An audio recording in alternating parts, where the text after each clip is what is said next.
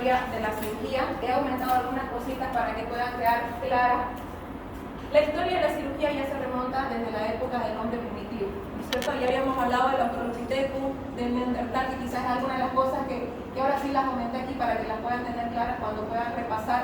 Ojo, no quiero que repasen de las diapositivas, esto tiene que ser directamente nomás una ayuda a memoria, ¿ya? Para ustedes. Tienen que leer los libros, ¿ya? Repásenlos, fíjense que los temas no son largos, son temas cortos que están dentro del texto que nos ha pasado el doctor. Y aparte de eso también hay el apoyo bibliográfico que les pasé atrás, así que pueden repasar. ¿Qué hacían los australopithecus, por ejemplo? Imitaban a los animales, ¿ya? ¿Qué significa eso? Se lamían cuando tenían heridas, ¿no es cierto?, para poder limpiarlas. En el caso de los neandertales, ¿qué es lo que hacían estos? Interpretaban la enfermedad como algo mágico, ¿no es cierto?, como algo mítico. Si te enfermabas era por algo de una fuerza extraña, una fuerza externa, que si te portabas mal incluso tenías algún tipo de evento negativo, te ibas a enfermar. Entonces ellos relacionaban la enfermedad con estos eventos mágicos. Ya después, más adelante, en la prehistoria ya aparece el hombre neolítico, donde ya realiza trepanaciones, ¿no es cierto?, que las habíamos visto, que son este tipo de incisiones dentro del cráneo. O sea, fíjense que eso, por más que ha pasado tanto tiempo, incluso hoy lo seguimos haciendo, obviamente no de la misma manera, porque antes para poder hacer estos agujeros dentro del cráneo, lo que tenían que hacer era utilizar piedra o utilizaban otro tipo de instrumentos. En cambio ahora obviamente ya utilizamos instrumentos mucho más refinados. En la Mesopotamia, 2500 a.C., ya había la concepción sobrenatural de la enfermedad, castigo divino. O sea, si te enfermabas era porque habías hecho algo malo. Fíjense que se relacionaba justamente con lo que pensaba el hombre neandertal, ¿no es cierto? Algo que venía de afuera, algo externo. Ya en la época, por ejemplo, de Egipto, ya hablando un poquito, fíjense que todas estas situaciones o todos estos momentos pasaron en algunas situaciones de forma paralela y en algunas fueron seguimiento de otras. En este caso, por ejemplo, estamos hablando directamente de la prehistoria, Egipto, Imhotep, que era como un mágico del rey de Egipto en ese tiempo, descubrió que los elementos de la cirugía eran racionales y empíricos. O sea, empezó a relacionar de que no, que si te enfermabas era porque había algún tipo de causa. Y empezaron a relacionar que no era solamente por lo mágico y por lo religioso. Hay una causa que te está produciendo la enfermedad y no era directamente algo relacionado con esta situación. Los egipcios fueron los primeros, hablando de técnicas quirúrgicas, ¿ya?, en realizar o en practicar las circuncisiones, ¿no es cierto?, los cortes a nivel del glande para que se pueda salir, para que pueda, ¿cómo se llama?, para que no haya ¿cómo se llama? El prepucio, ¿no es cierto?, para que el prepucio se pueda retraer y no se mantenga todavía cerrado. Y bueno, la especialización también en oftalmología, o sea, ya empezaron a buscar enfermedades a nivel de estas áreas, odontología, oftalmología y obstetricia. 1550 a.C. encontraron los famosos papiros, que son esas hojas grandes, ¿no es cierto?, que se secaban antes, donde escribían. Y escribían todas esas circunstancias que ellos encontraban, para que queden registradas de que ya las habían estado estudiando.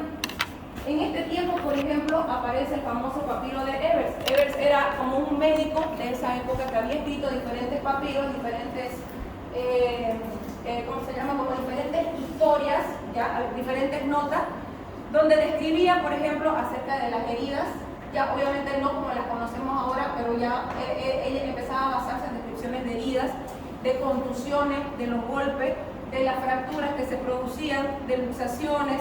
Ya se empezó a notar el uso de los vendajes, por ejemplo, las lesiones que habían, las suturas que realizaban, donde incluso utilizaban espinas para poder suturar. Y bueno, ya empezaron a notar también de que había procesos infecciosos. Obviamente, como les digo, o sea, no lo tomaban como nosotros lo conocemos hoy en día. Asimismo, después de Ebers, apareció otro personaje que fue Edwin Smith. Ya Edwin Smith, a todo este papiro de Ebers, aumentó también de que había la descripción anatómica de lo que es el cerebro, membrana, meninges y líquido cefalorraquídeo.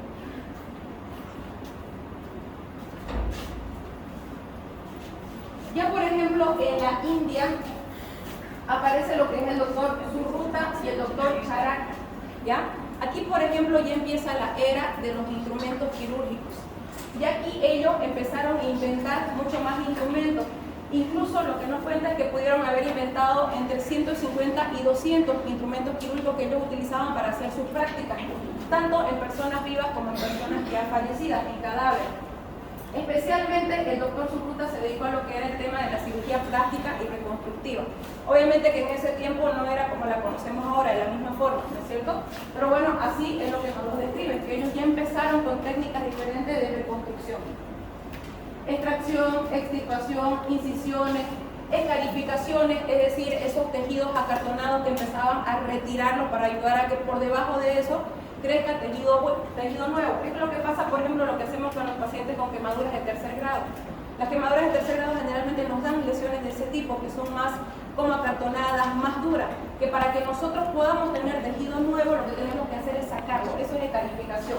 Sacar esa escara, forma como una escara, como un tejido duro. Los vendajes, puntura también, que utilizaban para poder tratar las enfermedades. Los sondajes, empezaron a hacer la colocación de las sondas a través de los orificios, la sonda nasogástrica, la sonda vesical, hacer suturas y hacer drenaje de líquidos.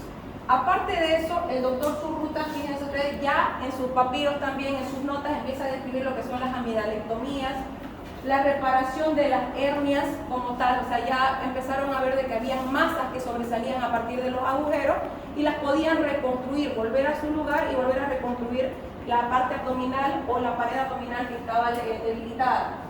Reconstrucciones del labio leporino y quizás más famoso por su procedimiento en la realización de colgajo frontal. ¿Se acuerdan que habíamos hablado que el doctor Surruta es considerado también padre de la cirugía? En este caso específicamente de la cirugía plástica, ¿ya? Justamente por este tema de las reconstrucciones que hacía y más que todo por el colgajo frontal para la reparación de la nariz. Resulta que en ese tiempo, como parte de los castigos que ellos daban, era cortar ¿cómo se llama? La parte de la nariz, le cortaban la punta de la nariz como un castigo. Entonces él, ante ver esa situación, empezó a crear esta técnica de colgajo para que el paciente no tenga de esa forma esa malformación en el rostro. Después en China, el otro doctor que apareció, que fue Wao Tu, que ya lo habíamos visto también, que es el que empieza a describir como tal la cavidad abdominal, empieza a abrir las cavidades abdominales de todos los pacientes fallecidos o todas las personas fallecidas, hace suturas también. Y bueno, también se aboca el tema de la obstetricia, ¿no es cierto?, la cesárea. En este caso, por ejemplo, no se realizaron operaciones más que las que eran estrictamente necesarias. Diferente a la India, por ejemplo, donde abrían todo, operaban todo con tal de seguir estudiando y seguir ganando más conocimiento. Aquí era mucho lo que era la acupuntura, utilizaban mucho las espinas para poder hacer tratamiento y disminuir los dolores, que fíjense que hasta ahora se sigue utilizando. Personalmente no lo he ocupado, pero en algunos pacientes dicen que sí, que ayuda bastante. Incluso ahora hasta los fisioterapeutas utilizan ese tratamiento para poder paliar los dolores, más que todo lumbalgias, dorsalgias, los utilizan bastante en casos, por ejemplo, de esguince o contusiones musculares de músculos gruesos, como es el muslo, por ejemplo, también lo utilizan. Tiene sus técnicas, obviamente son agujas especiales, que no son ni muy gruesas y aparte de eso no tienen como tal una punta específica. Y también sobre esa misma acupuntura utilizan electricidad, o sea, cada vez le van aumentando algo más para poder mejorar en el manejo. También acá ya se pensó ver algo de introducción de lo que son los procedimientos anestésicos, que lo vamos a ver más adelante. Y bueno, aquí se mantuvo todavía las prácticas de las incisiones abdominales. Medicina hipocrática, ya en Grecia aparece el padre de la medicina, como lo habíamos visto, que era el profesor Hipócrates, ¿no es cierto? Donde él ya habla de tratados, de fracturas también, o sea, tiene sus propios papiros, que acá ya no se llamaban papiros, acá ya se llamaban tratados. Habla sobre fracturas, habla sobre articulaciones, heridas en cabeza, otro tipo de heridas traumáticas. Aquí miren, ya se introduce incluso el hecho de las patologías anorrectales, las hemorroides, la fístula. Ya habíamos hablado, ¿se acuerdan qué significaba el primum non nocere? Lo hablamos en la clase anterior.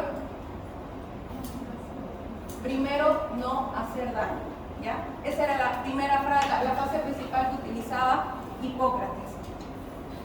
Otra cosa, por ejemplo, dentro de los tratados de Hipócrates, ¿ya? O de los libros que él escribió, tenemos el Corpus Hipocrático, donde aquí, por ejemplo, él empezó a utilizar plantas medicinales, o él en realidad pregonaba de que el uso de plantas medicinales, del aire puro y una alimentación sana y equilibrada eran bastante importantes para poder mejorar el estado de salud de cualquier paciente. Y aparte de eso, también él aquí pregona de que es muy importante hacer una buena historia clínica. Y hoy por hoy sabemos que sí, realmente sucede de esa forma. La historia clínica es nuestro instrumento principal, sea el área que sea. Si nosotros no hacemos una buena historia clínica, porque prácticamente así como la conocemos, ¿no es cierto? Que yo sé que ya la están haciendo en semiología y la vamos a practicar también porque es muy importante, por lo menos para nosotros, cuando llegamos al tema del preoperatorio, hacer una historia clínica completa nos ayuda a llegar al diagnóstico y de esa forma saber qué le voy a pedir al paciente. ¿Ya? No podemos cometer el error de hacer una historia clínica mal hecha y no saber qué solicitar al paciente. Y fíjense que esto ya venía desde estas épocas. Y él, no se equivocó, porque prácticamente nos hemos dado cuenta de que de los 3 pilares para poder hacer un buen diagnóstico, la historia clínica es el primero. Y aparte de eso, aquí algo muy importante y se los voy a mostrar ya en un video. Hablamos del famoso juramento hipocrático. Este es un video, por ejemplo, que grabaron en Perú. Y que si bien después cada uno, por ejemplo, en su promoción nos toca decir o alguien lee el juramento hipocrático, es como parte del ritual cuando uno se gradúa de médico. Vamos a ver si hago.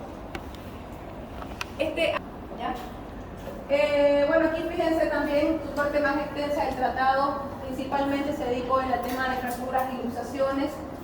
Y aquí en el término de suturar con el significado de unir por medio de agujas e hilos, que él aquí ya sí empezó a fabricar o utilizó las agujas de metal como las conocemos ahora, obviamente un prototipo, no las que vemos hoy día, pero ya empezó a utilizar, incluso también empezó a utilizar aparte de eso las ligaduras para prohibir las hemorragias. O sea, se dio cuenta de que necesitábamos hacer un nudo a esas hemorragias para poder disminuir los sangrados. En esta época también encontramos en Roma a Cornelio Celso, que también seguramente ya han escuchado, ¿no es cierto?, de la famosa tétrada de Celso: rubor, hinchazón, dolor, calor. Aparte de eso, Cornelio Celso también apoyó con el tema de las ligaduras, o sea, también las estudió, también las practicó, lo que son las litotomías, ¿no es cierto?, la destrucción de los cálculos, también hizo reparaciones de hernias, cirugía oftalmológica, cirugía plástica. Aquí ya vemos, por ejemplo, también que empezó a utilizar o empezó a realizar lo que son cirugías en vías aéreas con la traqueotomía. Y bueno, también trabajó acerca de fractura y también incluso acerca de lo que son anestésicos. En otra época también, bueno, en la misma época encontramos a lo que es al profesor Galeno de Pergano, quien él, por ejemplo, ya empezó a hacer las descripciones anatómicas y fisiológicas, como por ejemplo de la circulación sanguínea, ya cómo era lo que se producía. Fíjense que ahora ya nosotros sabemos que existe una circulación mayor, una circulación menor, ya sabemos que tenemos sistema venoso, sistema arterial, entonces eso ya se empezó a estudiar desde esa época. Provocó parálisis en animales, aquí ya empezó a trabajar o a hacer todos sus experimentos en animales, seccionó médulas espinales para ver qué era lo que pasaba, ¿ya? Interrupción del flujo de la orina al ligar el uréter, también se dio cuenta que si ligábamos el uréter obviamente no iba a haber flujo de orina y al mismo tiempo también iba a haber un vaciado a nivel de la cavidad abdominal. También habló o describió acerca de las cicatrizaciones de las heridas y también acerca de los procesos infecciosos con supuración. O sea, aquí ya se dio cuenta de que había un líquido purulento, ¿no es cierto?, un líquido amarillento, que era el resultado de los procesos de putrefacción de las bacterias. Aquí ya empezaron a escribir textos, ya empezaron a escribir libros y, por ejemplo, estos libros que utilizaban ya aquí desde la época de Pergamo, ya era directamente lo que utilizaban en las universidades. O sea, ya se empezaban a formar con estos libros de los doctores. Aquí empezó a describir textos sobre disección de huesos, de músculos, de arterias, venas y nervios. O sea, era un anatomista por excelencia. Y bueno, aquí fíjense su libro de anatomía funcional, que fue utilizado también en el periodo bizantino en el siglo VIII por el doctor Pablo de Gina, que era también otro profesor que utilizó justamente los libros del doctor Pérgamo para poder hacer otro tipo de manual que también fue utilizado en las universidades. Y después teníamos aquí al doctor Abulcasis, que este fue considerado como el primer cirujano en el siglo XI, justamente por su obra, porque él también escribió varios textos, entre ellos la obra práctica que así se llamaba, donde describió cuadros oftalmológicos que se resolvían por medio de diferentes cirugías, de odontología, de hernia, extracción de cálculo, obstetricia y traumatología. En estas épocas, o sea, estos profesores hacían de todo. Es lo que pasa, por ejemplo, con los profesores antiguos. No sé si ustedes se han dado cuenta, hay doctores, incluso principalmente los colegas ya mayores, que prácticamente tenían conocimiento de todo. Hoy por hoy ya las ramas son mucho más específicas, o sea, ya no nos dedicamos a hacer todo. Antes el cirujano, tal cual, operaba dientes, operaba hernia, operaba ojo, operaba embarazadas, ¿no es cierto? Hacía procedimientos traumatológicos. Hoy por hoy ya no lo hacemos de esa forma. Ya tenemos un especialista para traumatología, tenemos un especialista ginecobstetra, tenemos un especialista cirujano general para extracción de cálculos tanto de vías biliares o de extracción de cálculos en riñón, que va a ser el urólogo. Tenemos al dentista o al odontólogo, entonces ya las ramas se han ido siendo más específicas. Pero en esos tiempos, y hay aún todavía profesores que lo siguen haciendo. En algún momento cuando les toque ir a su provincia van a ver aquellos doctores que son antiguos, ¿ya? Que incluso siendo médicos generales hasta operan. Porque en sus épocas, como no había como tal cirujano, como no había alguien que se dedicaba directamente a esa rama, todavía lo hacen. Anestesian, operan, hacen cesárea, hacen parto, o sea, hacen de todo. Son los famosos todólogos, que siguen habiendo. En la Edad Media encontramos, fíjense aquí, ya empezaron en las universidades a incluir antes los barberos, por ejemplo, ya que fueron los que en realidad empezaron con este tema de la cirugía como tal, empezaron a formarse en las universidades. Aquí, después de eso, por ejemplo, en el 1258 ya hubo la primera promoción de cirujanos, que fueron obviamente enseñados por los textos del doctor Pérgamo, Erigina. En 1260 a 2320 ya hubieron también, por ejemplo, otros doctores como el doctor Henry, que recomendó el uso de vino caliente. O sea, ya empezaban a utilizar otras técnicas que obviamente ellos las utilizaron en varios pacientes y que les dio buenos resultados. Y que en algunos casos, por ejemplo, sí daban buenos resultados, pero en otros, como en este caso, no tuvo éxito, pero sí salió a la luz, o sea, sí se demostró por los casos que había presentado. Después teníamos aquí el doctor Puy de Chaulic, de 1300 a 1370, que escribió otro tratado, otro libro que también fue utilizado en las universidades, que fue de cirugía magna. Aquí, por ejemplo, hablaba de anatomía, hablaba de cauterización, de anestésico, de fracturas, de heridas, y lo que él decía, por ejemplo, dentro de sus frases principales era de que un cirujano que no sepa anatomía es como un ciego achando un tronco. O sea, para ello era muy importante el tema de saber anatomía. Y sí, o sea, evidentemente para ahora nosotros es importante, porque si nosotros no sabemos la anatomía, mínimamente la básica, no vamos a tener la capacidad de la gente de poder llegar al órgano que queremos tratar. O sea, necesariamente tenemos que tener la base de anatomía para poder hacer la reconstrucción o la reparación del órgano que pueda estar afectado. En el Renacimiento vemos de que ya hubo un poco más de estudio, fíjense, de lo que es la cirugía y la anatomía patológica. Aquí vemos al doctor Andrés Vesalio, que escribió también otro libro que fue de Humanis Corpori Fabrica, donde habló más que todo de la disección y de la cirugía experimental. Y eso es lo que se ha estado haciendo, o sea, obviamente ya no lo hacemos, ya no trabajamos en sí en cirugía experimental como lo hacíamos antes en animales. Entre las primeras prácticas, por ejemplo, que hicimos acá en el quirófano experimental con el doctor Aguilar, utilizábamos chanchitos, pero obviamente por el tema de la defensa del derecho de los animales, etcétera, ya no se pudo hacer. Pero ya se vieron de que hoy por hoy, y lo vamos a ver más adelante, o sea, tenemos nuevas formas de poder hacer cirugía experimental sin necesidad de dañar a ningún tipo de animal. En este caso, por ejemplo, ya el doctor Vesalio empezó a corregir errores que había, o que él empezó a notar de todos los otros textos, de los otros tratados que había encontrado. Aquí, al finalizar el renacentista, hace su aparición cirujano también el doctor Ambrosio de Pared, que también, fíjense, fue un famoso cirujano de la época y que también era barbero.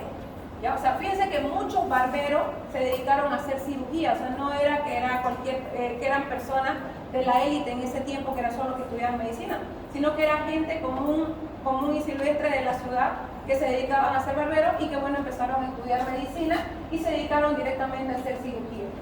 Dentro de las obras del doctor Paré tenemos Dic Libres de la cirugía, donde hablaba también de anatomía, fisiología, no se olviden que estos son franceses, técnicas quirúrgicas, donde hablaba de ligaduras, de férulas, de amputaciones, de amputaciones y bueno, de miembros artificiales acá, por favor, ¿ya? Y ya en esa época lo que pasaba era de que el doctor Ambrosio de Paré participaba de las guerras. Entonces, en las guerras, obviamente por todo el proceso de guerra, había muchos pacientes que eran amputados. Entonces, él en su afán de poder ayudarlos, empezó a inventar muchos brazos o piernas, prótesis, que son las que conocemos ahora, ¿no es cierto? Obviamente no eran las prótesis que conocemos, que incluso hoy por hoy vemos que hay esta prótesis robótica, que el paciente, ya aunque sea sin tener mano o sin tener brazo, puede movilizar los dedos, o por lo menos puede hacer los movimientos más básicos, levantar un vaso, agarrar una cuchara, movilizar, abrir una puerta, lo que antes no se podía. Pero ya había un inicio de lo que eran los miembros artificiales. Después aquí ya en nuestra zona, más o menos aquí en la parte de América, en la cirugía precolombina, esto por ejemplo sí, ya lo aumenté, hablábamos del desarrollo de lo que es la cirugía en la parte de los aztecas y mayas, principalmente del lado de México, y de los tiahuanacotas en Bolivia y Perú. Por ejemplo, los aztecas y mayas ya utilizaban algunos métodos quirúrgicos, como por ejemplo drenar abscesos, ¿ya? Abrían esas masas que se presentaban, trataban e inmovilizaban fracturas, como lo podemos ver acá. En esta zona utilizaban hojas o utilizaban ramas que las unían y posteriormente las envolvían en realidad, ya sea con sábana o con hilos de unas plantas que eran más gruesas para que se mantengan inmovilizadas. Y prácticamente es lo que son las férulas ahora, ¿no es cierto?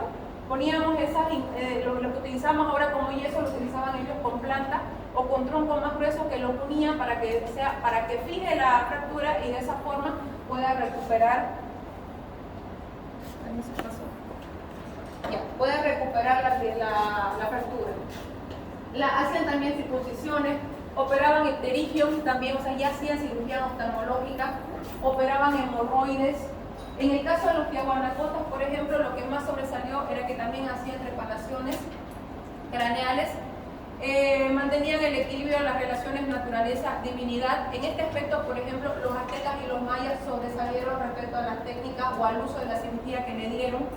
Y bueno, aquí dentro de los tiahuanacotas también hubieron otros famosos médicos o personajes que tenían ciertas funciones, como por ejemplo los famosos yatiri, que seguramente han escuchado, que eran estos que leían, por ejemplo, las hojas, o eran los famosos como astrónomos de esa época, ¿no es cierto?, de los tiahuanacotas, leían la hoja de coca, eran los astrónomos, eran los que leían las estrellas, por ejemplo, y podían predecir qué era lo que iba a pasar. Los aisiri, que curaban los malestares del alma, eran como que los psicólogos de esa época más o menos. Y bueno, los yampiri, que eran los naturalistas que utilizaban las plantas para poder hacer diferentes medicamentos y poder tratar a todas las personas de esa tribu. En este caso, por ejemplo, los que eran directamente relacionados con la medicina eran los yampiri. Ya en el siglo XV hubo un cambio de la imagen de la cirugía. ¿Ya? Aquí, por ejemplo, el cirujano ya empieza a estudiar los síntomas, ya empieza a querer separarse de la medicina. Hasta ese entonces, la cirugía era una parte más de la medicina, no como ahora sabemos que es una rama que tiene sus propias características, tiene sus propias particularidades. Aquí ya el cirujano empieza a darse cuenta de que sí, efectivamente hay patologías que solo el cirujano puede tratar y no así el resto de la medicina.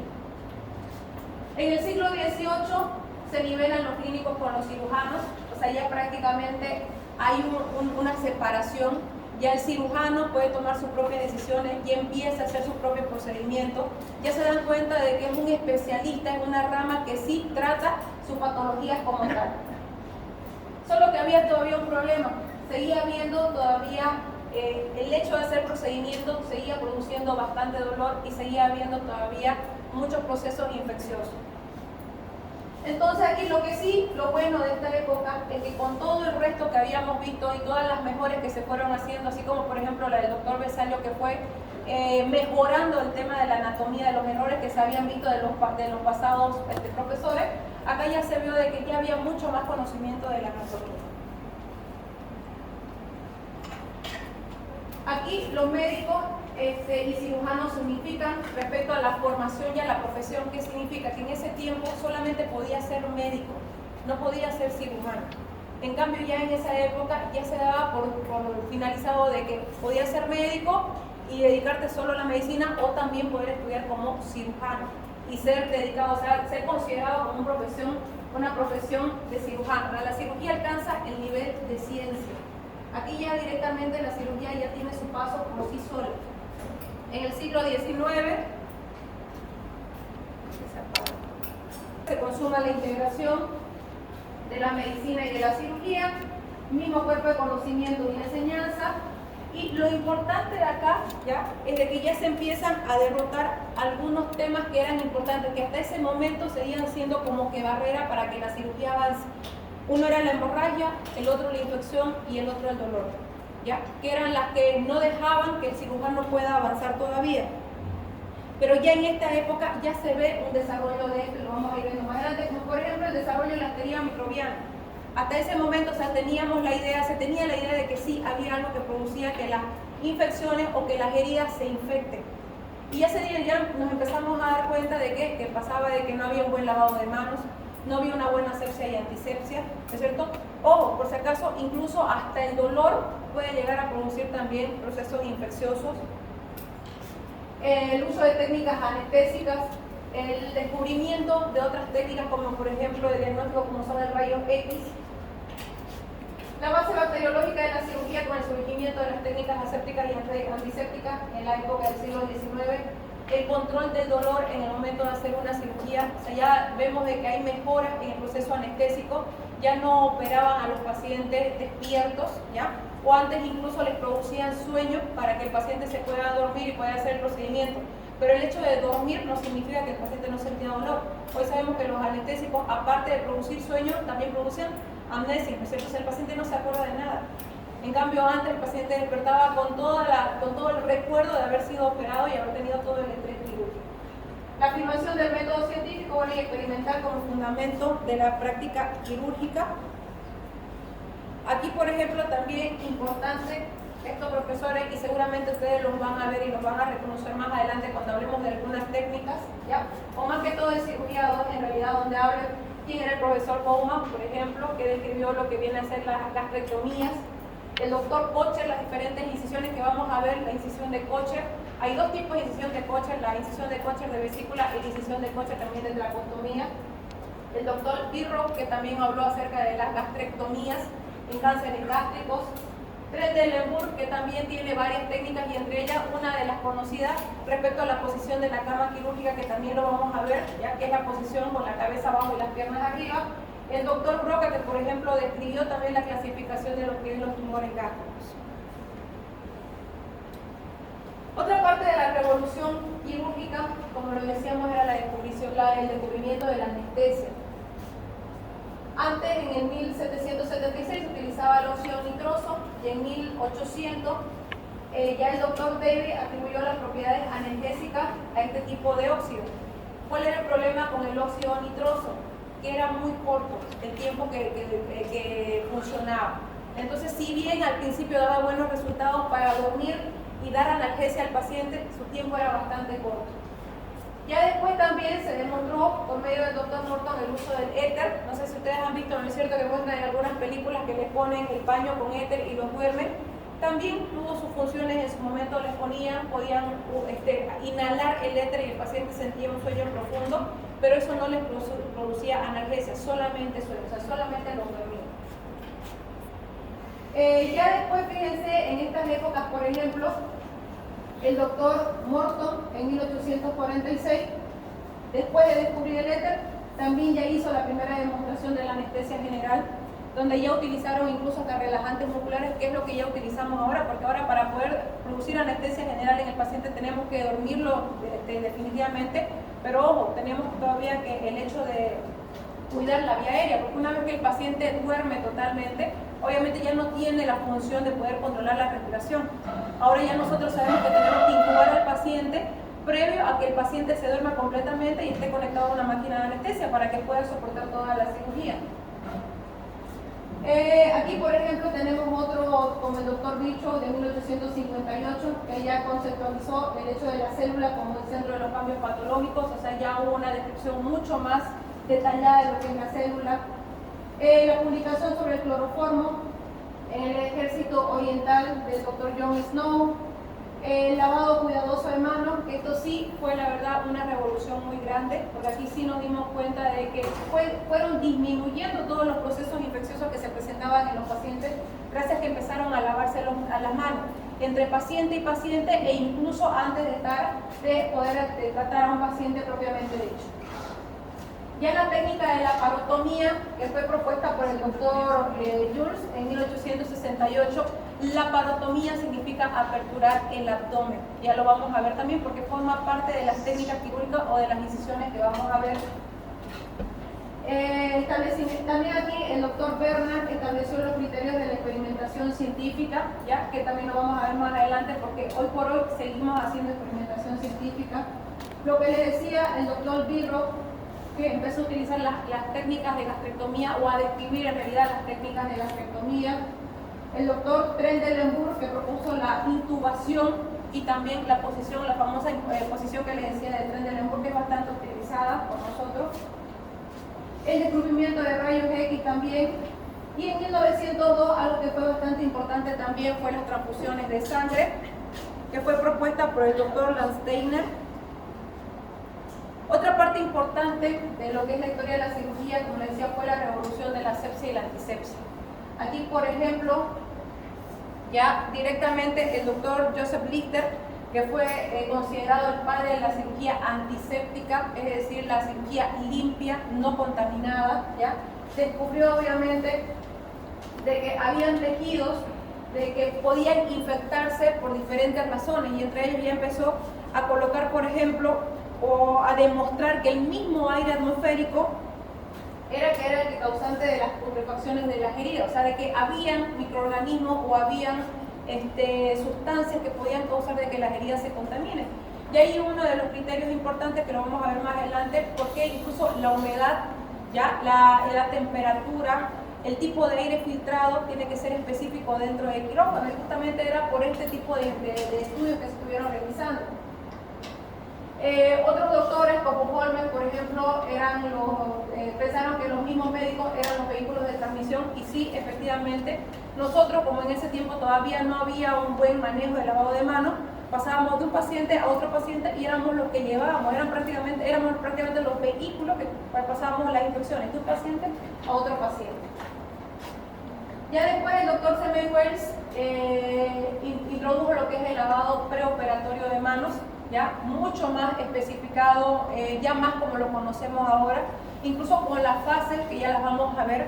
Hay diferentes tipos de lavado de manos. Obviamente el que ustedes van a aprender es el lavado de manos quirúrgico, que es el específico que se debe realizar dentro del quirófano.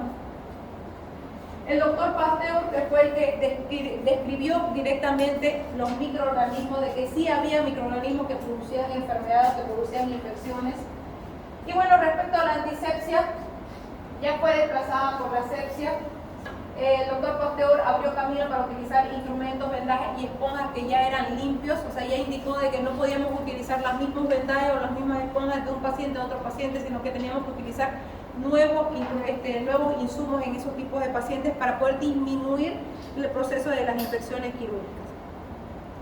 En 1920, el doctor Halsted difundió el uso de los guantes estériles. O sea, ya teníamos el primer paso, lavarnos las manos. El segundo paso era proteger las manos, porque aún así el lavado como tal no era suficiente, porque obviamente no teníamos los mismos químicos que utilizamos ahora. Y aún así seguimos utilizando los guantes para poder hacer. El uso de guantes no es solamente una protección para poder evitar la contaminación del paciente, sino que ahora ya sabemos que incluso es un punto de bioseguridad para nosotros, es un pilar de bioseguridad. Aplicó nueva técnica de manejo y curaciones de las heridas, incluso también trabajó sobre el hecho de que hay que manipular los tejidos de forma suave. Y eso es muy cierto, porque también hoy por hoy hay estudios que dicen que el mismo manipuleo, si no es el adecuado en el paciente, o en realidad en los tejidos, puede también llevar a que el paciente tenga infecciones de la herida quirúrgica. Las técnicas asépticas limpia, el uso de los mismos antisépticos que ya los vamos a colocar, el iodocovidine, por ejemplo, que ya los vamos a conocer. La disección con instrumentos cortantes, ¿ya? ¿Cuáles son este tipo de instrumentos? La hemostasia cuidadosa, ojo, hoy por hoy también ya sabemos que los sangrados o los tejidos que sangran mucho pueden llegar a infectarse, porque en realidad es como si fuera un cultivo. ¿Se acuerdan cuando llevaron microbiología, ¿no es cierto? Y hablábamos de lagar sangre. O sea, prácticamente la sangre es un medio de cultivo. Entonces, justamente por eso es muy importante para nosotros en el momento de la cirugía hacer una buena hemostasia, un buen lavado y asegurarnos de que nada quede sangrando una vez cerrada la cavidad abdominal, bueno, en nuestro caso. Y otra cosa que también es importante, evitar la tensión de la sutura. Y fíjense, eso ya viene desde mucho antes. Una, porque disminuye la irrigación de los bordes de la herida, lo que produce es una isquemia. Y esta isquemia, al disminuir la irrigación, lleva a un infarto y ese infarto lleva a una necrosis. Si nosotros hacemos unas suturas muy ajustadas, lo que vamos a conseguir que posteriormente ese borde se necrose y bueno, vamos a estar después cortando los bordes para poder reavivar el tejido y que haya una buena cicatrización. Ya miren, en la década de los 80, ya más o menos la década de algunos, bueno, como la mía, por ejemplo, ya se empezó a ver la medicina cibernética, ya empezaron a ver los estudios, lo que conocemos ahora y que son de gran ayuda para poder tratar también algunas enfermedades como son los apoyos de tomografía, de resonancia magnética. Ya se trabajó mucho más en lo que es la medicina basada en evidencia, que hoy por hoy todavía lo seguimos utilizando. En la década de los 90 ya se habló de lo que son los trasplantes de órganos que ya se empezaron a realizar, principalmente renal hepático, y que hoy por hoy se sigue haciendo. Ya en la clínica INCOR, por ejemplo, y en la Caja Petrolera, si no me equivoco, al año hacen alrededor de 300 trasplantes entre los dos equipos, ¿no es cierto? Que son equipos que ya están instaurados, son colegas que han tenido que ir a formarse a otro lado y han vuelto para poder hacerlo. Más se hace renal, o sea, hay más conocimiento y más pacientes que se han beneficiado de los trasplantes renales más que de los hepáticos. De todas formas, los hepáticos, lo que hemos visto es que han hecho más en niños y con muy buenos resultados, bastante buenos resultados. Respecto a la telemedicina, bueno, ya sabemos hoy por hoy también que ha sido, la verdad, una ayuda bastante grande para nosotros como personal de salud. Hemos visto que ahora hay las videoconferencias, ¿no es cierto?, dentro de la telemedicina, donde incluso ya, y no sé si ustedes algunos escucharon, ¿cierto?, que hay telemedicina que instauró desde incluso el Ministerio de Salud, donde principalmente en los primeros niveles y segundos niveles, donde no teníamos otras especialidades más que las 4 especialidades básicas, entonces teníamos un médico general que era el que se encargaba del tema de las interconsultas o las teleconsultas. Entonces programaba una consulta con un especialista que no haya en el hospital y de esa forma nosotros podríamos hacer que el paciente sea visto sin necesidad de tener que llevarlo a otro hospital. Por lo menos en mi hospital lamentablemente no tuvo mucha popularidad. La verdad es que al final el equipo lo tuvieron que llevar y ya no lo hicimos más, pero sí en su momento era bastante ayuda porque a veces necesitábamos valoraciones por neurología, por neurocirugía, por gastroenterología que no teníamos en el hospital y bueno, llevábamos al paciente a la teleconsulta y directamente se hacía todo el procedimiento por medio de una teleconferencia, tal cual como hacemos ahora en Zoom, de la misma forma se hacía. Tenemos la telecirugía, ¿ya? El robot, el famoso robot, que si bien todavía no lo tenemos tampoco aquí, por lo menos en Santa Cruz, en algunas clínicas, como por ejemplo en la Clínica Las Américas, ya se están preparando los colegas, creo que ya han comprado el famoso Da Vinci para poder utilizarlo, pero habría que verlo porque en realidad estamos hablando de una cirugía que es mínimamente invasiva, igual que la cirugía laparoscópica, cuyos montos, si hablamos económicamente, van a ser mucho menores de una cirugía laparoscópica que una cirugía robótica, y en realidad el resultado va a ser similar, o sea, en ambos es bastante bueno. Ya nosotros con la cirugía laparoscópica hemos tenido un gran avance, o sea, ya es una cirugía mínimamente invasiva, pero obviamente no deja de ser más, ¿no es cierto?, hablar de que ahora podamos operar por medio de un robot, porque fíjense aquí, es prácticamente como un videojuego, ¿ya? Aquí ustedes tienen tal cual, es como una consola. No sé si se acuerdan de los videojuegos, los grandotes que creo que siguen habiendo, exactamente lo mismo.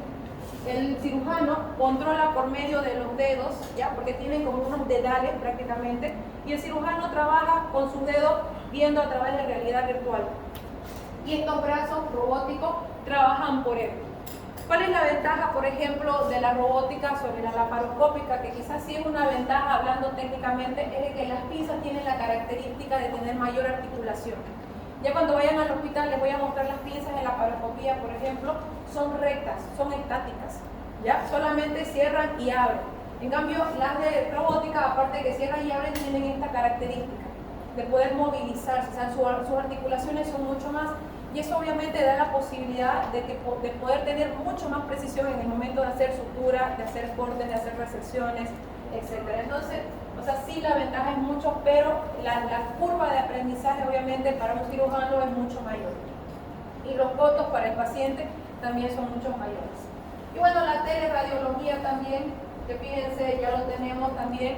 Hoy por hoy igual ya podemos manejar, ya hay en algunos lugares, principalmente en las clínicas grandes, la teleradiología, donde incluso ya hay hasta un colega o un profesor sobre el área que le ayuda, que le puede ayudar, digamos, para que le digan qué es lo que están viendo dentro de esa radiografía, así tipo de ese estudio, tipo ChatGPT, más o menos de esa forma, o sea, ya es inteligencia artificial.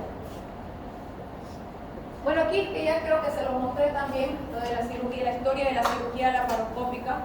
Hoy por hoy es una de los avances tecnológicos en cirugía que la verdad ha sido bastante bueno para nosotros, para los pacientes en realidad. Desde el punto de vista de que disminuye el dolor postoperatorio, disminuye el tiempo quirúrgico, disminuye la estancia del paciente en internación, permite que el paciente vuelva mucho más rápido a sus labores normales. Una cirugía de vesícula abierta, por ejemplo, el paciente se opera y tiene que quedarse todavía internado entre 2 y 3 días. Un paciente operado de cirugía laparoscópica se opera y al día siguiente ya se puede ir a su casa.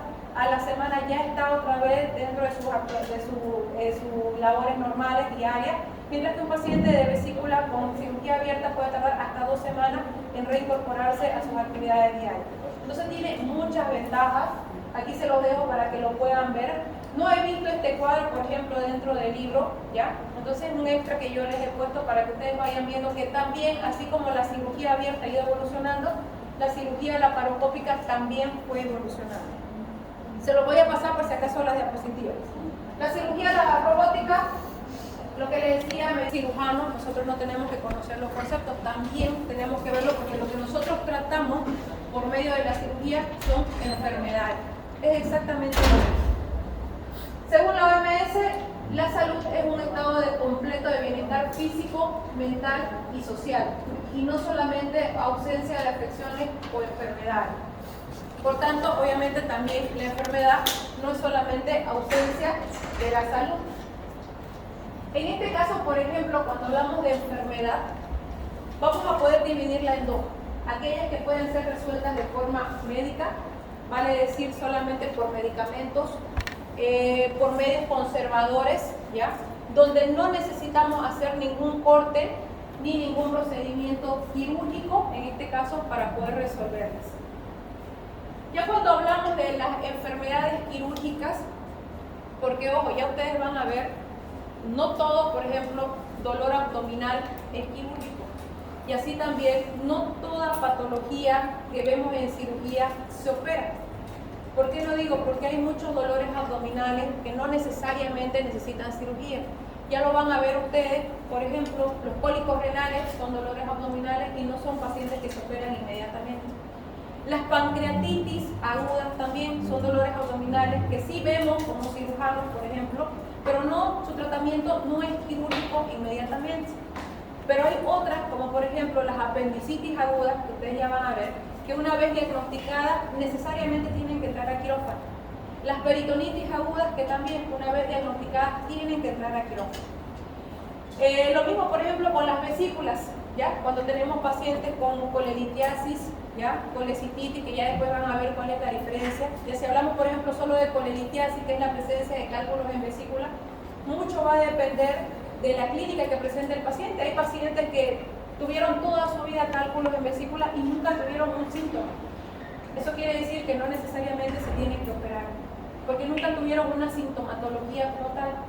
En cambio, hay pacientes que, por ejemplo, al primer momento que se les cuidan con la alimentación, hacen colecistitis, que es la inflamación de la vesícula, y que muchas veces requieren tratamiento de urgencia. Entonces son situaciones que nosotros tenemos que tomar en cuenta en el momento. O sea, no significa que el cirujano lo opera todo, eso es lo que yo quiero que entiendan. ¿Ya? El hecho de ser cirujano no me dice que yo tengo que operar todo lo que se me cruce por el camino. De hecho, mucho más difícil, hay una frase que dice que es más difícil saber cuándo operar, es fácil saber cuándo operar, pero mucho más difícil saber cuándo no operar. Porque el hecho de operar a un paciente, ya nos vamos a dar cuenta que significa provocarle un estrés al paciente. Y no solamente un estrés que estamos hablando de una pérdida de líquidos, de electrolitos, etcétera, sino también hasta un estrés psicológico. No es lo mismo, y hay estudios incluso que hablan de que hoy por hoy deberíamos hacerle un tratamiento o un manejo inicial psicológico antes de operar al paciente, porque hasta eso puede influir posteriormente en la evolución y en el resultado de la cirugía. Dentro de los tratamientos quirúrgicos vamos a utilizar en realidad tanto métodos terapéuticos como métodos diagnósticos. Los métodos terapéuticos nos van a permitir hacer tratamiento mediante preservación de la vida. ¿Ya? Hay, por ejemplo, las cirugías de emergencia en pacientes que entran por un accidente de tránsito donde tienen el vaso roto o tienen alguna lesión de hígado o tienen alguna perforación intestinal, donde nos interesa salvar la vida del paciente. Y en otros, por ejemplo, restaurar la salud o restaurar un tejido o una víscera o prácticamente extirparla si fuera necesario. Obviamente estas situaciones, previo a entrar, muchas veces lo ideal es estudiarlo, pero ya vamos a ver más adelante que mucho va a depender del tipo de paciente, porque hay pacientes que vemos como cirugías programadas, que son esos pacientes que normalmente tenemos tiempo de estudiarlos de la forma adecuada, de pedirle todos los estudios complementarios adecuados, de incluso decidir en mutuo acuerdo con el paciente cuándo quiere operarse. Pero hay situaciones donde no vamos a tener tiempo de eso, ni siquiera de solicitar un hemograma al paciente y vamos a tener que entrar directamente al quirófano a operar. Entonces ya a medida que vamos a ir pasando los temas, ustedes se van a dar cuenta que es muy importante, y ahí es donde entra, por ejemplo, ustedes como futuros médicos generales, ¿ya? Saber el momento que tienen, qué voy a solicitar a ese paciente, si voy a tener el tiempo suficiente o no lo voy a tener, y de preferencia tengo que llamar al cirujano. Ojo, dentro de las indicaciones, solicitar una interconsulta no significa que no sé. Forma parte de un manejo terapéutico. Porque si ustedes van a un juzgado por una denuncia, ¿ya? Y les dicen, ¿por qué usted estaba tratando una apendicitis y sabía que tenía que llamar al cirujano? Es un ejemplo. No, sí llamé al cirujano. ¿Dónde está escrito que llame? O sea, forma parte del tratamiento. Es algo que tiene que estar escrito. Ya por algo decimos, ¿no es cierto? Ya la van a ver ustedes en su internado: interconsulta con ginecólogo, interconsulta con cirujano, interconsulta con gastroenterólogo, porque forma parte del manejo inicial de cualquier paciente o de cualquier patología. Y es ahí donde ustedes tienen que aprender a que se tiene que hacer. Ustedes son como que el primer pilar donde el paciente va a llegar y tienen que aprender a dirigir. Y bueno, los métodos diagnósticos, que son aquellos que nos van a ayudar a esclarecer el diagnóstico, que ya los vamos a ver. Vale decir, por ejemplo, los estudios complementarios, ya sean de laboratorio, que los vamos a ver con calma más adelante, porque hay otro tema sobre eso, de saber qué tengo que pedir, porque hay un paquete, vamos a decirlo así, de estudios complementarios básicos que cada paciente que se va a operar se le debería pedir. Y fuera de eso también hay otro laboratorio que voy a solicitar a mi paciente para poder hacer el diagnóstico de patología. Y una vez yo ya diagnostique que ese paciente se tiene que operar porque tiene una apendicitis, entonces automáticamente apendicitis, cirugía, preparo a mi paciente para quirófano. O sea, esa tiene que ser la mentalidad, ¿ya? No esperar que venga el cirujano y lo prepare, porque hasta eso perdemos tiempo, y lo que queremos es poder avanzar y tratar de darle una resolución rápida a ese paciente. Así, por ejemplo, miren, tenemos aquí la integración de los procedimientos, ¿ya? Cuando se presenta el paciente, todo lo que viene a ser la historia clínica, el diagnóstico, cómo lo hacemos en base.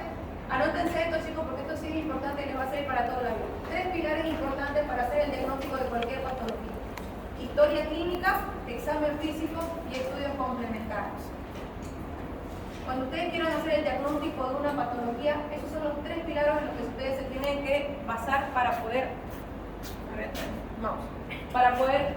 tratar. ¿A qué me voy? Que si ustedes hacen una buena historia clínica, haciendo las consultas bien hechas, dirigiendo ustedes la anamnesis, que me imagino que ya lo están viendo, ¿cierto? ¿Cómo empezó todo? ¿Cómo fue la historia de la enfermedad actual de mi paciente? Y aparte de eso, hacer un buen examen físico, siguiendo todos los lineamientos de cómo tiene que ser el examen físico como tal. Y posteriormente, ya con eso, porque yo cuando hago una historia clínica y un examen físico, ya tengo una presunción diagnóstica. Y en base a esa presunción diagnóstica, ya solicito los estudios complementarios que yo veo necesarios para ese paciente. Y en base a eso, ya después hago mi indicación. ¿Qué es lo que voy a hacer con ese paciente? ¿Qué tratamiento le voy a hacer? Si yo considero que ese paciente se tiene que operar, entonces ya voy a ver de solicitarle los estudios preoperatorios. Me llega el paciente, le hago la historia clínica. En mi historia clínica el paciente me relata unos signos y síntomas que pueden ser compatibles con una apendicitis aguda. Hago mi examen físico. Con mi examen físico corroboro de que sí, efectivamente tiene un signo de Bloomberg positivo, tiene un signo de Maguire positivo. Entonces sí, definitivamente este paciente puede tener una apendicitis. Corroboro con mis estudios complementarios, les pido hemograma, tiene una leucocitosis, tiene segmentados desviados a la izquierda, aumentado con desvío a la izquierda. Le hago una ecografía y sí, evidentemente tiene líquido libre de cavidad. Y bueno, definitivamente con todos los 3 pilares en conjunto llego al diagnóstico que es una apendicitis aguda. Una vez que ya diagnostiqué mi apendicitis aguda, hago mi indicación. O sea, yo ya tengo que empezar a relacionar, ¿ya?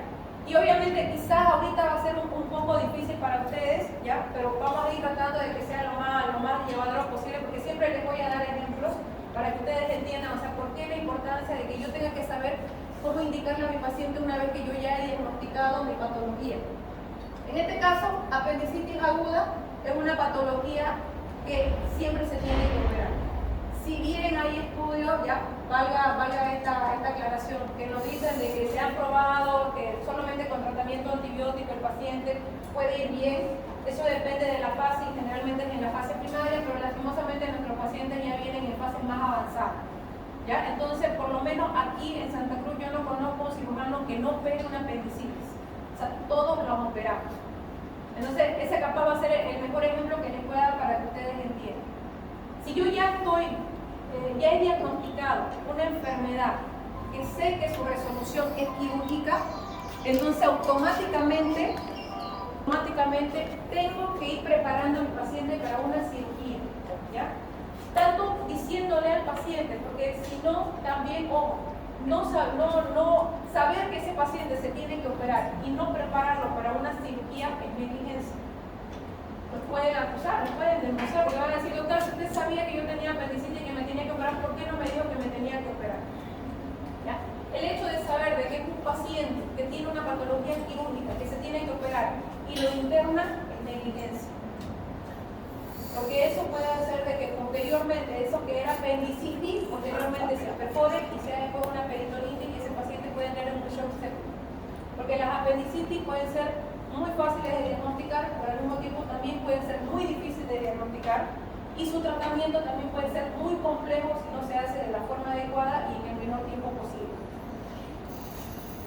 Dentro de las indicaciones que yo voy a tener que hacer entonces, obviamente si sé que es un paciente que se va a operar, ya voy a empezar a ponerlo en NPO, nada por vía oral, ya voy a empezar a tener a ponerle sus soluciones, ya voy a empezar a ponerle sus antibióticos si amerita, a ponerle sus analgésicos si amerita, ¿ya? A indicar el tratamiento quirúrgico, ¿ya? El hecho de indicar tratamiento quirúrgico, ustedes ya más o menos sepan que ese paciente se va a operar, significa que yo ya tengo que hablar con el que se va a encargar de operar a ese paciente, ese va a ser el cirujano.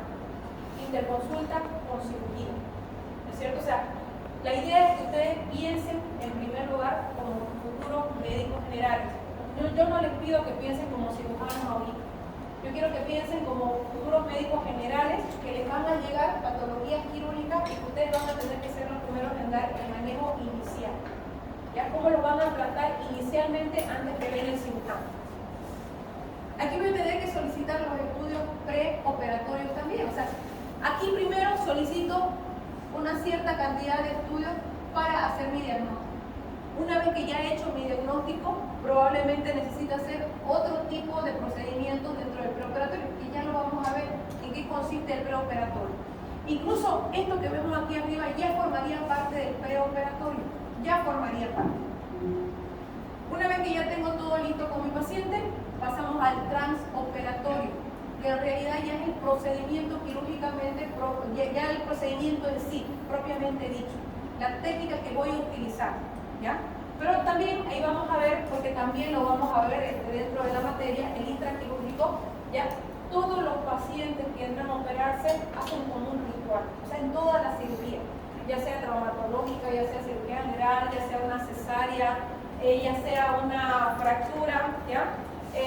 Una neurocirugía, o sea, todos hacemos el mismo ritual, porque todos nos lavamos, todos nos vestimos, todos nos lavamos las manos, todos nos ponemos guantes, todos hacemos asepsia y antisepsia de la zona operal, todos hacemos diéresis, todos cortamos, todos secamos, hacemos hemostasia, todos disecamos los tejidos hasta llegar al lugar donde vamos a operar. Yo llegaré a mi vesícula, el traumatólogo llegará a su hueso, el ginecólogo llegará a su útero, ¿no es cierto?, para hacer una cesárea. Ahí hay un punto en el que sí nos diferenciamos, donde yo ya hago mi técnica de colecistectomía, el traumatólogo trabaja sobre su hueso, el ginecólogo hace su cesárea. Una vez que se ha terminado, los tres volvemos a hacer lo mismo.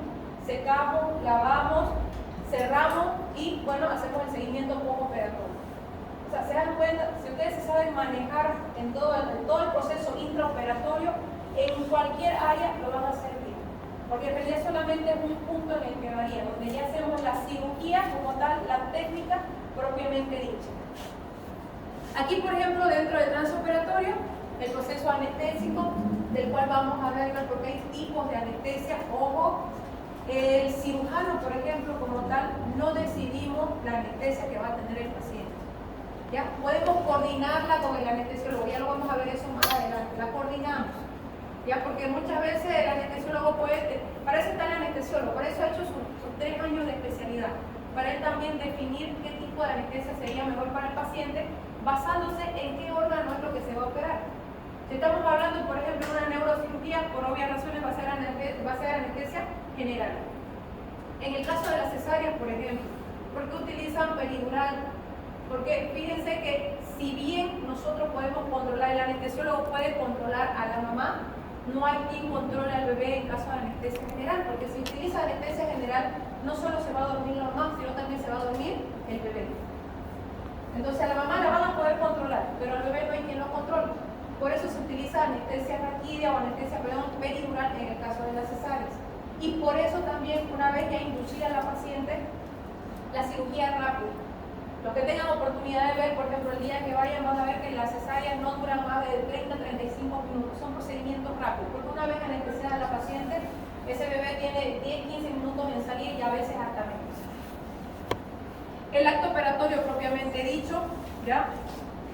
Después de eso, tenemos de que se puede hacer, digamos, tenemos que conocer la anatomía dentro del acto quirúrgico, y bueno, también el anestesista tiene que saber qué parte, qué zona en la que se va a operar, y dependiendo de eso, qué tipo de anestesia va a utilizar. La fisiopatología de la enfermedad que estamos tratando, y bueno, la técnica quirúrgica que vamos a utilizar, como les digo, eso va a depender también de la patología. Y después, todos los actos operatorios pasan al postoperatorio como tal, que también tiene sus propios requisitos, o sea, tiene sus propias características. Incluso desde el mismo hecho que el paciente sale, a dónde sale, porque ya desde el momento que sale del quirófano como tal, ya, de la sala de operaciones, ahí empieza el postoperatorio. El postoperatorio inmediato, el postoperatorio mediato y el postoperatorio tardío. ¿Qué hago yo en ese postoperatorio inmediato? Hay muchos médicos generales, por ejemplo, que trabajan en el área de recuperación. Puede ser que alguna vez les toque a ustedes como primer trabajo, ¿ya? Pero siempre y cuando sepan manejar, porque las primeras 24 horas de un paciente postquirúrgico son cruciales. Son el momento donde tenemos que vigilar sangrados, vigilar fiebre, vigilar que no haya un desequilibrio hidroelectrolítico, porque el paciente a veces puede vomitar mucho. el manejo del dolor postoperatorio. ¿Qué le voy a poner yo al paciente para que no le duela, para que esté tranquilo? Y bueno, aquí lo que les decía, inmediato, tardío, y aquí tenemos un intermedio que es el inmediato. Y cada uno de ellos tiene sus propias características. O sea, es mucha información. Van a ver que cada uno de estos puntos tiene sus propias características y la vamos a ir tratando una por una. En el postoperatorio, por ejemplo, incluso desde el hecho de la comida, hasta cuándo el paciente va a estar sin comer, ya dependiendo del tipo de cirugía. Si es, por ejemplo, una cirugía intestinal, lo que hemos hecho, una reconstrucción del tránsito intestinal, donde hemos hecho un cierre de colostomía, el paciente a veces necesita hasta 4 o 5 días sin comer. En otros casos, por ejemplo, como la cirugía laparoscópica, si es una colecistectomía que no tuvo ninguna complicación, el paciente a las 3 horas ya está comiendo. O sea, son casos diferentes que tenemos que ir viéndolos también desde esa perspectiva, dependiendo de la patología por la que haya entrado el paciente. Incluso, importante durante todo este proceso, tomar en cuenta hasta las enfermedades que pueda tener el paciente de base.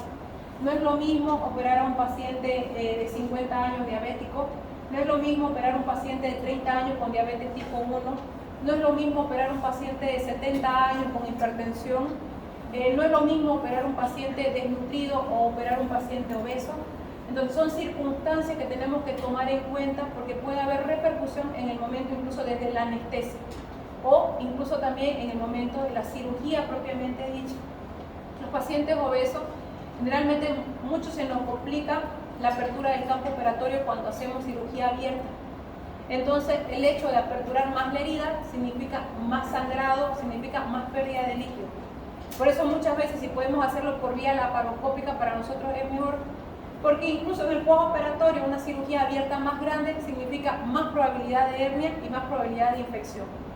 O sea, son muchos parámetros que tenemos que valorar y todos obviamente van a estar de acuerdo al tipo de paciente en el que estemos trabajando. La clasificación de la cirugía va a depender del campo de acción. Ahí tenemos la cirugía general, que es lo que hacemos nosotros como cirujanos generales, la mayoría, ¿no es cierto? Lo que vemos, hernia, vesícula, apéndice, peritonitis, a ver qué más, partes blandas, por ejemplo, lipoma, quistes, traqueostomía, colocación de tubos de tórax. Las especiales, como por ejemplo neurocirugía, que bueno, ya se va a dedicar a una área en sí, traumatología, que también es especial, ginecología como tal, sí, cuando se dedican solo al área ginecológica, ojo, si bien hay muchos ginecólogos, la mayoría son obstetras, son muy pocos los que conozco, por lo menos, que se dedican a hacer ginecología como tal, cirugía de vagina, por ejemplo, cirugía de piso pélvico. Luego tenemos, dependiendo del corte, las cirugías pequeñas, así tenemos las cirugías de lipomas, ¿ya? Que son las que necesitan solamente anestesia local. Las medianas, que son aquellas que tienen contacto con, por ejemplo, algún sistema en sí, pero que no compromete en gran tamaño la vida del paciente. Tenemos, por ejemplo, la mediana puede ser una colecistectomía abierta, puede ser una apendicectomía abierta también, y ya las cirugías grandes son aquellas que pueden poner en alto riesgo la vida del paciente. Por ejemplo, aquí también en cirugías grandes introducen en algunas literaturas, las meten en las cirugías laparoscópicas, ya sea de apéndice o de vesícula, cualquier tipo de cirugía laparoscópica entra ahí. Las neurocirugías o las cirugías cardíacas o las cirugías torácicas entran en cirugías grandes también. De acuerdo a la presencia de gérmenes, aquí tenemos las cirugías asépticas, es decir, las cirugías que son limpias. Un ejemplo bien interesante de las cirugías limpias, por ejemplo, son las de hernias, ¿ya? Que la mayoría de las veces son pacientes que entran por cirugías programadas, que requieren o se las consideran limpias porque necesitamos colocar una prótesis, que ya se las voy a mostrar también, como son las prótesis o las mallas de polipropileno. Las cirugías sépticas, que son las cirugías contaminadas, son aquellas, por ejemplo, donde hay pus, donde hay heces, donde hay bilis, donde puede haber también sangre, ¿ya? Todas esas son la famosa cirugía séptica.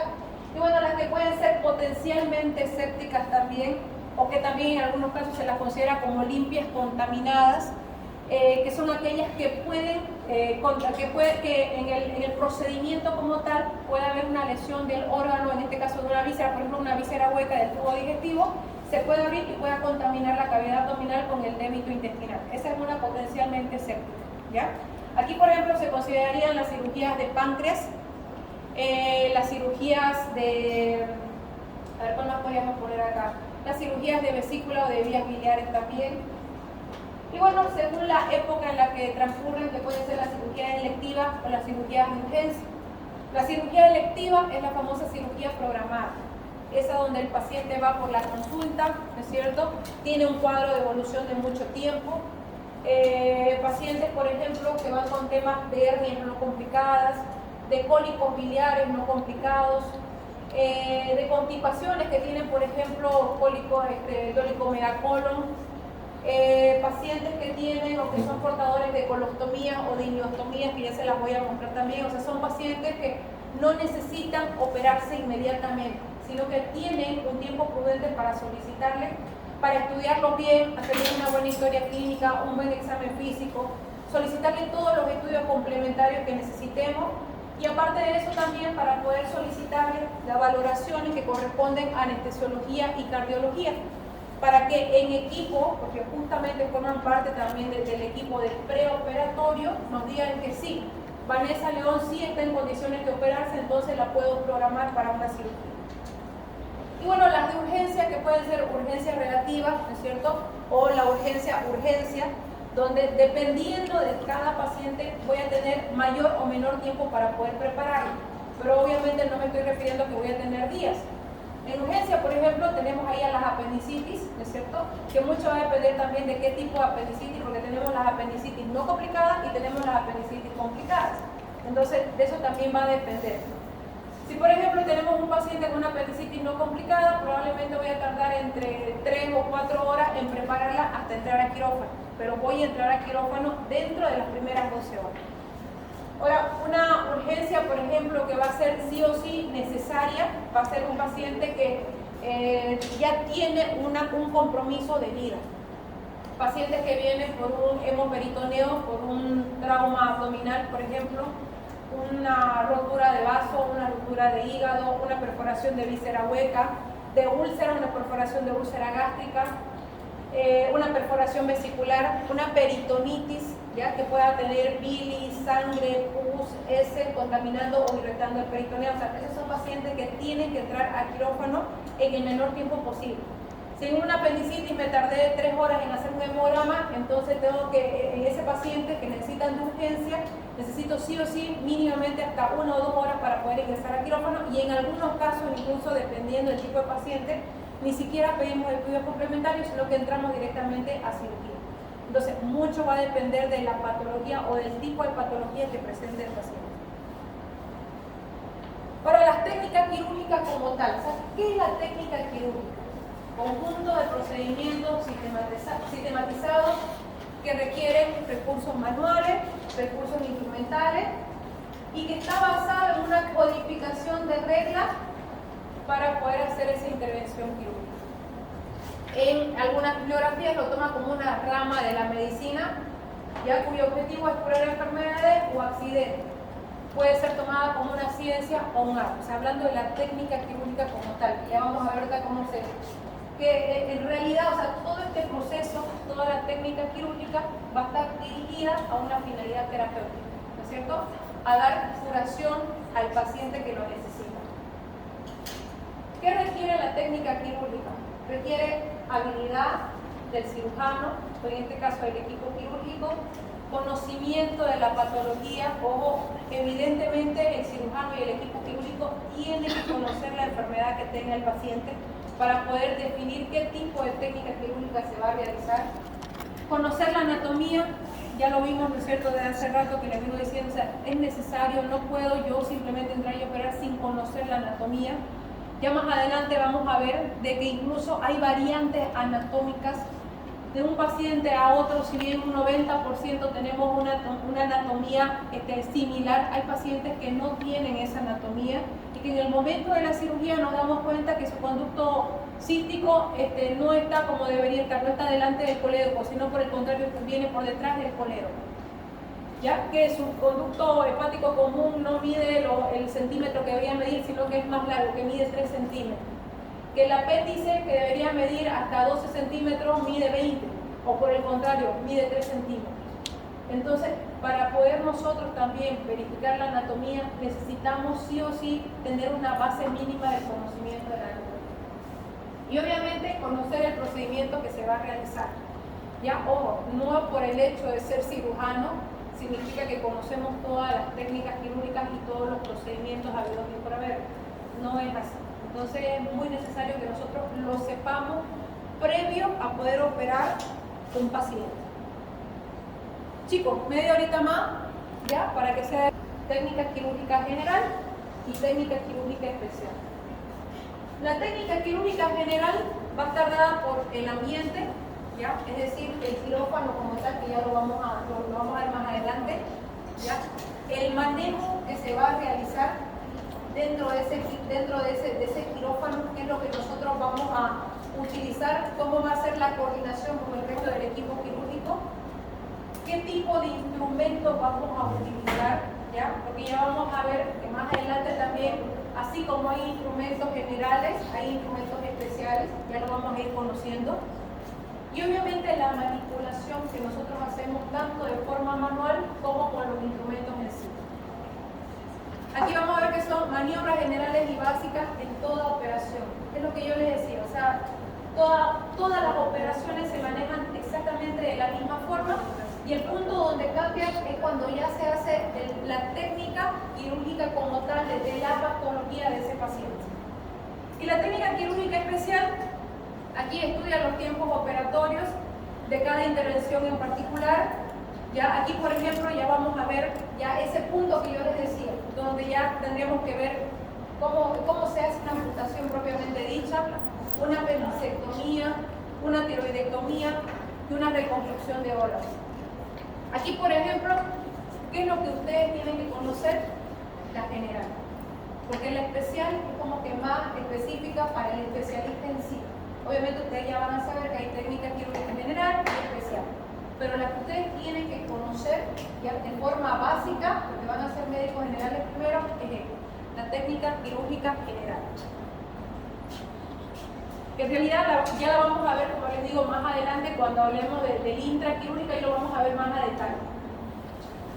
Aquí, la operación o la intervención quirúrgica, que es ese conjunto de disposiciones, tareas, recursos técnicos realizada por un grupo de personas y que se componen por varios tiempos.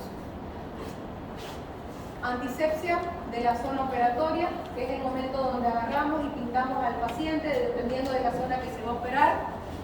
La colocación de los campos estériles, que generalmente son 5, son uno superior, uno inferior, 2 laterales y el campo penetrado, que también lo tienen que saber porque tiene su técnica. Ojo, no es nomás que nosotros agarramos y colocamos los campos quirúrgicos como nos dé la gana, no. Tiene la forma, tiene su protocolo de colocación también. Asimismo, el hacerse la antisepsia de la zona operatoria tiene su forma, ¿ya? Y la teoría nos dice, tenemos que ir de arriba hacia abajo y de adentro hacia afuera, para no contaminar. Y si tuviéramos una colostomía, ¿no es cierto?, que el paciente esté con el intestino desviado hacia afuera, que esté haciendo deposiciones por la pared abdominal, tenemos que primero hacer la limpieza de la periferia y después hacer de último la limpieza de la colostomía. La diéresis, que viene a ser los cortes o las incisiones, que también vamos a tener un tema exclusivo para eso, para que veamos cuáles son los tipos de incisiones, qué tipo de incisión hago yo en las diferentes patologías. La hemostasia, que también vamos a hablar acerca de hemostasia, porque hay diferentes tipos de hemostasia. Tenemos la hemostasia temporal, tenemos la hemostasia definitiva. Cada una tiene sus propias técnicas. ¿Cómo hago yo una hemostasia temporal? ¿Cuándo yo hago una definitiva? La exploración, que es la separación de los tejidos buscando el lugar que se va a operar. La exéresis, obviamente si fuera necesario, en este caso por ejemplo la exéresis del apéndice, o sea la apendicectomía propiamente dicha, la colecistectomía propiamente dicha, si es eso lo que vamos a hacer en la técnica quirúrgica. El avenamiento o drenaje, la colocación de los drenajes, que ya vamos a ver que hay diferentes tipos de drenaje también, ¿ya? Ahí está por ejemplo el Penrose, también drenaje tubular. Tenemos los otros tipos de drenaje, como por ejemplo el drenaje en Dedeker, que se utiliza para las, ¿cómo se llama? La coledocolitiasis o la colangitis también. Y por último, el cierre de la cavidad o el cierre de la zona operatoria. Y todo esto, cada uno de estos tiene sus propias características, ¿ya? Y cada una las tenemos que estudiar una por una con su diferente clasificación. Y bueno, acá tenemos las que son la clasificación de las operaciones típicas y atípicas, ¿ya? Típica es aquella que transcurre en este mismo proceso, ¿ya? La que se da de forma del ritual, del mismo protocolo que siempre llevamos, por eso lo llamamos típica. Y atípica es aquella que no sigue un protocolo, ¿ya? Pero obviamente eso mucho va a depender de las características de la patología y las características del paciente. Son circunstancias en las que, por ejemplo, a veces no tenemos tiempo paciente que nos ha llegado, y alguna vez me llegó con el doctor Coronado en la emergencia cuando estaba haciendo mi residencia, pacientes que llegan con un síndrome compartimental abdominal, que no tenemos ni siquiera tiempo de llevarlo a quirófano, ni siquiera de hacer asepsia y antisepsia, sino que directamente hacemos el corte o la laparotomía para poder descomprimir la cavidad abdominal. Esa, por ejemplo, sería una operación atípica, porque no estamos siguiendo los lineamientos o el protocolo, que es este de aquí, el protocolo de la intervención quirúrgica. Cuando seguimos este lineamiento, este protocolo, es una cirugía típica. Cuando por algún motivo, ya sea, como les digo, por causa del paciente, por causa de la patología, no lo seguimos, es atípica. Aquí esta vez siguen los procedimientos operatorios perfectamente arreglados, sincrónicos, casi de memoria. O sea, es lo que siempre hacemos. Asepsia, antisepsia, colocación de campos operatorios, hacemos la diadiéresis, hacemos la separación de los tejidos, hacemos hemostasia, hacemos la cirugía como tal, volvemos a cerrar. Esa sería una típica, o sea, lo que hacemos normalmente, lo que se hace de forma arreglada. Y la típica es la que se hace con un cambio de ese protocolo, de esos lineamientos, ¿ya? Donde hay un diagnóstico inseguro, o sea, va a depender, como les digo, de las características del paciente y de la patología. Se puede dar, por ejemplo, por accidente, o en algunos pacientes que presentan complicaciones, como el que yo les decía, por ejemplo, que es un síndrome compartimental abdominal, que ya es una complicación. Aquí también se puede subclasificar en atípicas menores, medianas, mayores y supermayores. Que, ojo, obviamente eso también va a darle un plus a que el paciente pueda tener muchas más complicaciones delante o posterior a esta cirugía, ¿ya? ¿Qué es lo que nos dice? Que generalmente, bueno, este tipo de cirugía las debería hacer un cirujano con más experiencia, o por lo menos que tenga la mínima experiencia para poder tratarlas o para poder sobrellevar el hecho de que no está siguiendo los lineamientos o el ritmo sincrónico que deberíamos llevar en una cirugía normal. Bueno, dentro de la técnica quirúrgica vamos a tener dos componentes específicos que son importantes, ¿ya? Uno es la estrategia quirúrgica y otro es la táctica quirúrgica, ¿ya? Ojo, no es lo mismo, estamos hablando de tres cosas diferentes. La técnica quirúrgica, que ya lo vimos adelante, ¿cierto? Que en realidad engloba lo que es la estrategia y lo que es la táctica.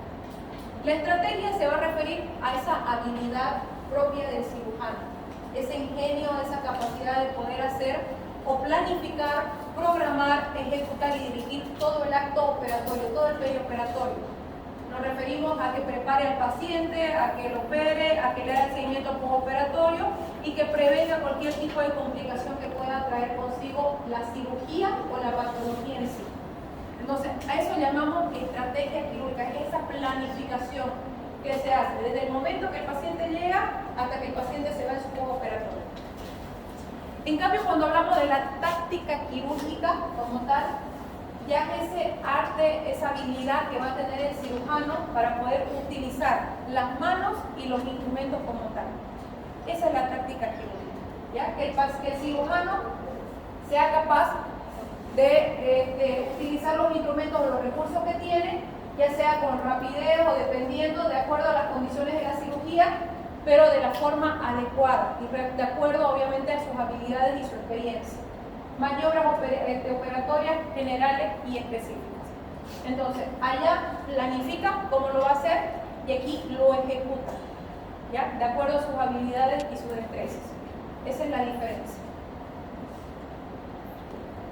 ¿Preguntas, chicos?